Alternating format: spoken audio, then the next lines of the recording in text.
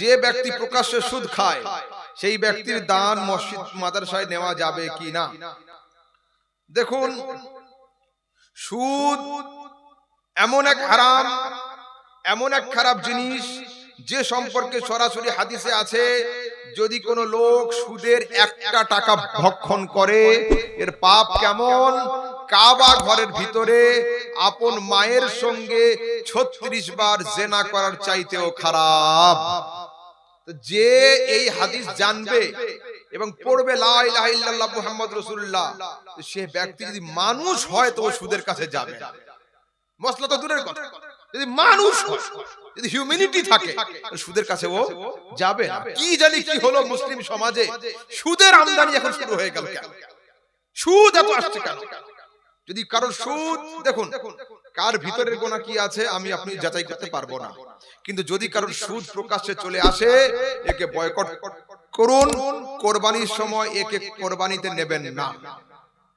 এবং ধমকি দেন, হুমকি দেন যে তুই মরে গেলে আমাদের ইমামকে দিয়ে তোর জানাজা পড়াতে দেব না। যে কোনো উপায়ে একে পরিবর্তন করতে হবে, ঘুরিয়ে আনতে হবে। মশলা একটা রয়েছে, একটু বাইপাস রাস্তা আছে, মেন রোডে অসুবিধা, একটা রাস্তা আছে, কিন্তু সে রাস্তা দেখিয়ে দিলে মানুষ যেন মনে না করে যে হুজুর আবার রাস্তা খুলে দিল। জি না, লয়ারের কাজ হলো ভারতের সংবিধানকে বাঁচিয়ে সংবিধানের দৃষ্টিতে ফাঁসির আসামিকে ফাঁসি থেকে বাঁচানো, এটা হলো লয়ারের কাজ। সাধারণত আমি সুদ বলছি না, কিন্তু সুদ খুব খারাপ জিনিস, কঠিন জিনিস, জঘন্য হারাম।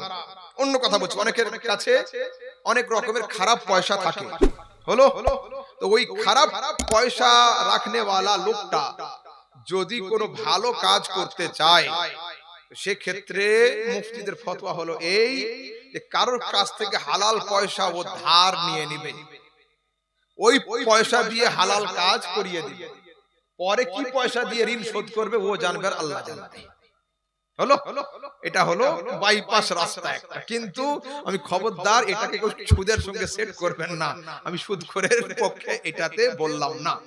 অনেক নাজায়েজ থাকে, অনেক পুলিশ ফোন করে যে হুজুর বেতন আমার মাসে 30,000 টাকা আর ঘুষের টাকা পাই আমি 40,000 টাকা, কি করব? না নিলে ওসি সাহেব বলছে তোর চাকরি খাতরা হয়ে যাবে, নে তুই না খেয়ে পানিতে ফেলে দেখতে ভাগ নিতে হবে, তো কি করব? তাদের জন্য যুক্তি আছে, ওই টাকা নিয়ে বাথরুম করে দাও, টয়লেট করে দাও, মাদ্রাসায় লোটা কিনে দাও, সব চলে যাবে। সেই জন্য টাকা ছাড়বেন না, টাকার এখন খুব দরকার। টাকা দিয়ে আলেমদের হাতে দেন, আলেমরা ঠিক জায়গা মতো লাগিয়ে দেবে।